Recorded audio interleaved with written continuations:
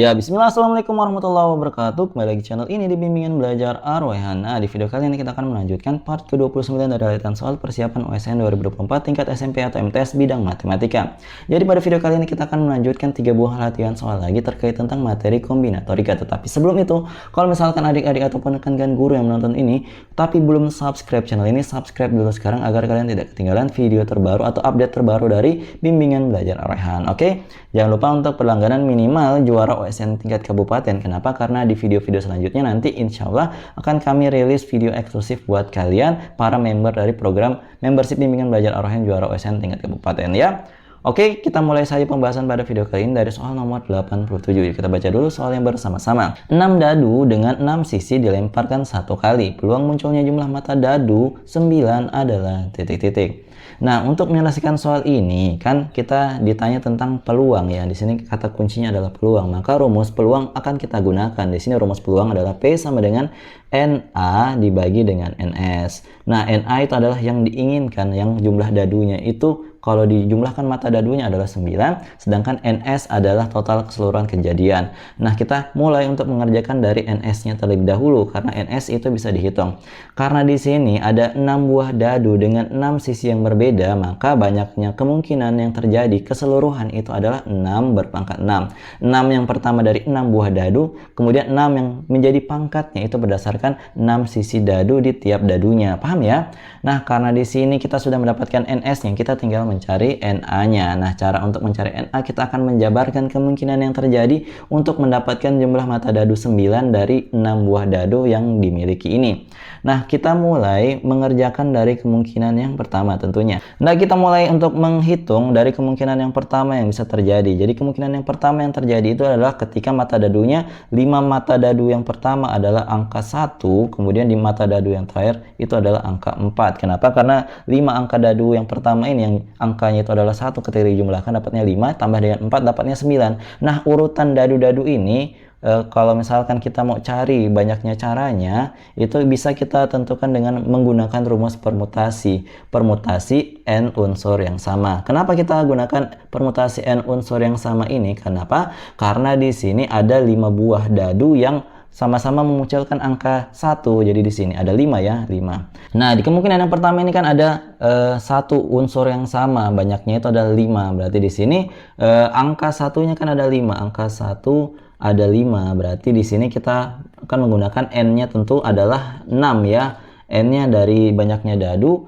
Kemudian ada angka 1 yang jumlahnya ada 5. Nah, di sini rumus yang akan kita gunakan adalah permutasi n unsur yang sama. Kalau misalkan kalian lupa, rumusnya adalah n faktorial per Q1 faktorial, Q2 faktorial, sampai dengan Qn faktorial.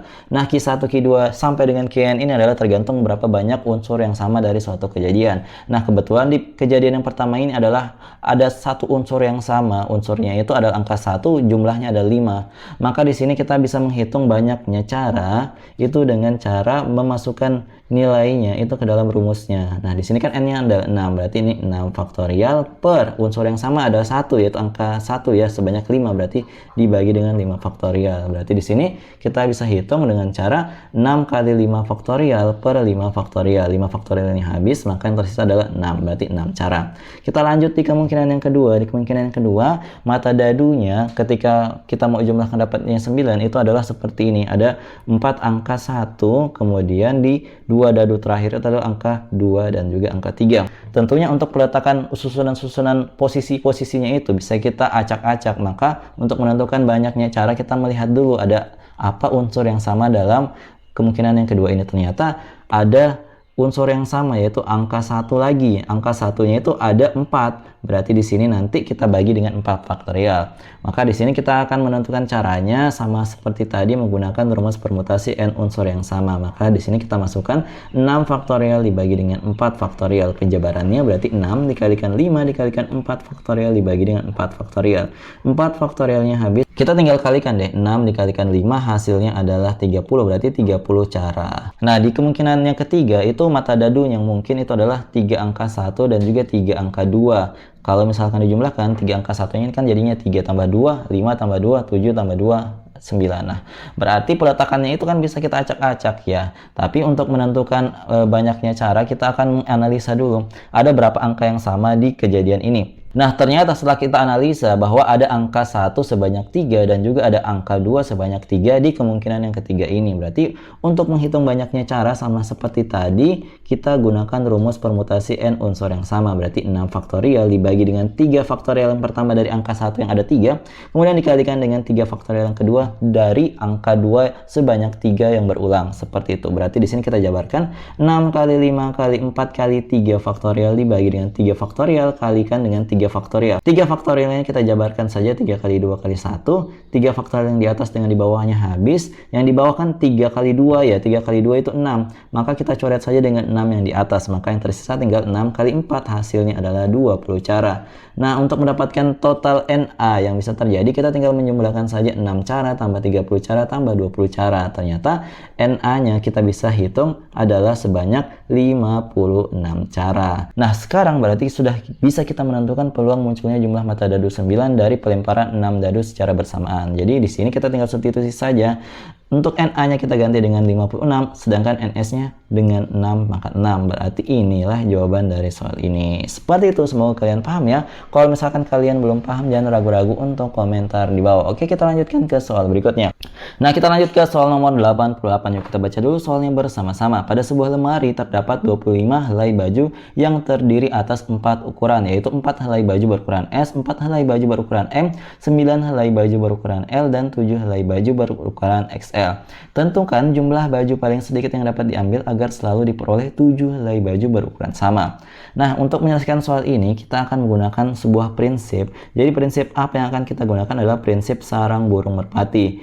Jadi di sini sarang burung merpati ini prinsipnya itu sudah kita bahas di beberapa video yang kemarin ya. Kalian bisa lihat. Kemudian kalian akan gunakan di soal yang kali ini. Nah, untuk menyelesaikan soal di sini kan diminta adalah jumlah baju paling sedikit sedemikian sehingga akan memperoleh 7 helai baju berukuran sama. Jadi di sini kita akan anggap kita akan mendapatkan kemungkinan yang terburuk. Kenapa kita akan mendapatkan kemungkinan yang terburuk? Karena kalau misalkan kita hanya berpatokan kalau seandainya kita beruntung, itu tidak akan selalu mendapatkan 7 helai baju berukuran sama. Maka kemungkinan terburuklah yang kita harus ambil agar sudah pasti untuk mendapatkan 7 buah baju yang berukuran sama. Nah, kemungkinan terburuk apa saja yang bisa kita dapatkan? Pertama, kemungkinan terburuk yang pertama itu adalah ketika kita mendapatkan ukuran baju yang tidak sampai 7 buah helai di tiap ukurannya. Maka kemungkinan terburuk yang pertama dan yang kedua adalah ketika kita menarik 5 baju yang berukuran S dan juga 4 baju berukuran M. Nah, kalau misalkan ini sudah habis, barulah nanti yang tersisa adalah ukuran baju yang cukup sampai 7 baju di tiap ukurannya, yaitu 9 ukuran L dan juga 7 ukuran XL. Tetapi kemungkinan terburuk yang bisa kita pikirkan berikutnya adalah ketika kita hanya bisa mengambil 6 buah baju dulu dari masing-masing ukuran L dan juga XL. Berarti di sini kita tuliskan 6 baju untuk ukuran L dan juga 6 baju untuk yang ukuran XL. Nah, ketika kita sudah menjumlahkan kemungkinan ini, 5 tambah 4 itu 9 tambah 12 itu 21.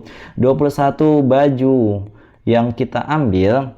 Nah, di kemungkinan berikutnya, otomatis kan yang tersisa itu adalah 3 buah baju berukuran L dan 1 baju berukuran XL. Dua-duanya ini, kalau misalkan kita tarik salah satunya, otomatis salah satunya itu terlengkapi. Entah itu L ataupun XL pasti sudah sampai di 7 baju yang ukurannya sama. Maka kita butuh 1 lagi baju agar menjamin kita mendapatkan 7 helai baju berukuran sama. Entah itu yang ukuran L maupun yang XL. Tapi kita sudah bisa memastikannya. Nah, berarti jawaban dari soal ini kita butuh 22 penarikan baju agar kita bisa menjamin bahwa kita memiliki 7 baju yang berukuran sama. Seperti itu. Jadi ini adalah kemungkinan terburuk yang bisa terjadi dari soal nomor 88 ini sekaligus sebagai jawabannya. Semoga kalian paham ya. Kalau misalkan kalian belum terlalu paham tentang prinsip sarang burung merpati ini, silahkan komen di kolom komentar ya. Sertakan menit dan juga kenapa kalian belum paham terkait tentang pembahasan itu ya. Oke, kita lanjutkan ke soal berikutnya. Nah, tetapi sebelum itu, kalau misalkan kalian mempersiapkan diri diri kalian menghadapi OSK yang dimundur bulan Mei 2024 selain dari guru kalian tentunya, kalian juga harus punya buku pegangan sendiri ya untuk menemani belajar kalian tiap harinya di rumah. Nah, buku yang berwarna biru yang Mimin rekomendasikan ini adalah buku yang terbaik buat kalian. Kenapa? Karena buku ini adalah buku berisi soal dan pembahasan OSK Matematika tingkat SMP yang dari tahun 2003 sampai dengan 2023 lengkap dibahas dengan pembahasan yang mudah dipahami. Nah, juga kalau misalkan kalian penasaran soal uji coba yang akan diujikan nanti di bulan Mei sebelum ujian aslinya, itu biasanya adalah soal tahun sebelumnya, yaitu tahun 2023. Juga pembahasan dan soalnya itu ada di buku ini. Jadi kalau misalkan kalian pengen beli buku versi cetaknya harganya 135.000 plus ongkir dan bakal sampai dijamin sebelum OSK tahun ini. Nah, tetapi kalau misalkan kalian males nih mikirin ongkir yang mungkin cukup mahal sampai ke kota kalian dan juga lama nunggunya, kalian bisa beli versi e-booknya harganya 99.000 saja. Kalian akan mendapatkan bukunya ketika kalian memesannya di hari yang sama. Kalau kalian berminat silahkan hubungi Mimin di 087860622162 di nomor WA ini ya.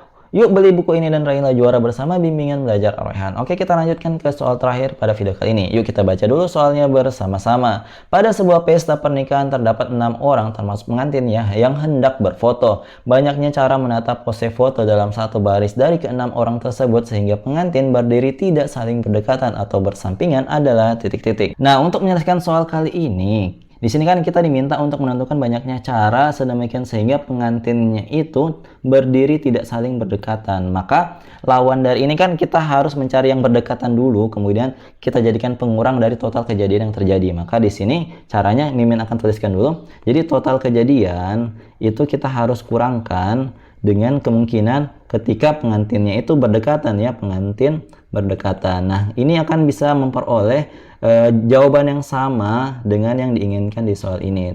Kita mulai untuk mencari total kejadian dari soal ini. Nah, kan di sini ada 6 orang. Kalau misalkan total kejadian tanpa memperhatikan syarat apapun, berarti kan kita menghitungnya dengan cara 6 faktorial saja ya, dengan kaidah pencacahan. Maka di sini dapat jawabannya adalah 6 kali 5 kali 4 kali 3 kali 2. Dapat jawabannya adalah 720 cara. Ini adalah total kejadian yang bisa terjadi. Ini adalah yang total kejadian ya. Kemudian untuk mendapatkan bagian banyaknya cara pengantin di foto berdekatan, itu kita misalkan dulu kejadiannya. Kalau misalkan ada pengantin itu kita simbolkan dengan angka 1 dan angka 2. Nah, angka 1 dan angka 2-nya ini kan dikatakan kita akan mencari yang berdekatan saja karena lebih mudah. Kemudian ada 4 orang lain selain pengantinnya. Anggaplah A, B, C, D. Nah, karena kita mau mencari yang berdekatan, otomatis 1 dan 2 ini akan sepaket. Kita misalkan saja dengan huruf yang lain, yaitu huruf X. Karena mereka ini kan sudah pasti akan berdekatan, tetapi urutannya itu yang mungkin berbeda. Bisa saja 1, 2 atau 2, 1. Nah, berarti di sini yang tersisa urutan dari orang-orang ini jadinya adalah X, A, B, C, D. X ini adalah pengantin yang berdekatan yang tidak bisa terpisahkan. Nah, untuk mendapatkan cara dari yang pertama ini, yang urutan dari pengantin yang ini kan bisa ditukar-tukar ya, maka caranya itu bisa kita tentukan dengan cara 2 faktorial. Dari pengantinnya boleh ditukar 1, 2 atau 2, 1 ya, paham? Kemudian kita kalikan dengan banyaknya cara untuk menyusun X, A, B, C, D ini secara berbeda ya. Kalau misalkan kita letak-letakkan secara random, kemungkinannya itu ada berapa? Caranya karena ada 5 orang, maka di sini kita kalikan dengan 5 faktorial saja. Nah, karena X-nya tadi kan dihitung sebagai satu kesatuan ya, maka tadi jadinya adalah 5 orang, makanya Mimin sebutkan 5 orang. Maka di sini kita tinggal hitung saja 2 faktorial dikalikan 5 faktorial. 2 faktorial itu kan 2. Kemudian kita kalikan dengan 5 faktorial, penjabarannya adalah 5 kali 4 kali 3 kali 2 kali 1. Nah, di sini kan 2 dikalikan berapa? 5 kali 4 20 kali 3 60 kali 2 adalah 120. Berarti 2 kali 120 hasilnya adalah 240 cara untuk menentukan cara pengantin itu berdekatan. Jadi 720 tadi kita tinggal kurangkan dengan 240 cara. Berarti di sini kan 720 kurang 240 hasilnya berapa sih? Ternyata hasilnya adalah 480 cara. Jadi ini cara apa yang kita peroleh ini? Nah, ternyata inilah yang kita inginkan dari soal ini. Banyaknya cara untuk pengantin itu berdiri tidak berdekatan. Ya, paham? Kalau misalkan kalian belum paham, jangan ragu-ragu untuk komentar di bawah ya. Sertakan menitnya, sertakan alasannya kenapa kalian belum paham. Oke, jadi itu dia tadi 3 buah latihan soal yang kita bahas pada video kali ini. Kalau misalkan kalian pengen latihan soal terkait tentang soal-soal yang kita bahas tadi, di sini Mimin sudah siapkan sebuah latihan soal yang bisa kalian kerjakan di rumah. Silahkan dikerjakan. Jawaban paling tepat dan paling cepat akan kami sematkan di kolom komentar. Oke, jadi kalau misalkan kalian suka dengan video ini, jangan lupa like, share, and subscribe channel ini. Dan jangan lupa nyalakan bel notifikasi untuk mendapatkan pemberitahuan lebih awal. Oke, sampai jumpa di video selanjutnya. Wassalamualaikum warahmatullahi wabarakatuh. Bye-bye.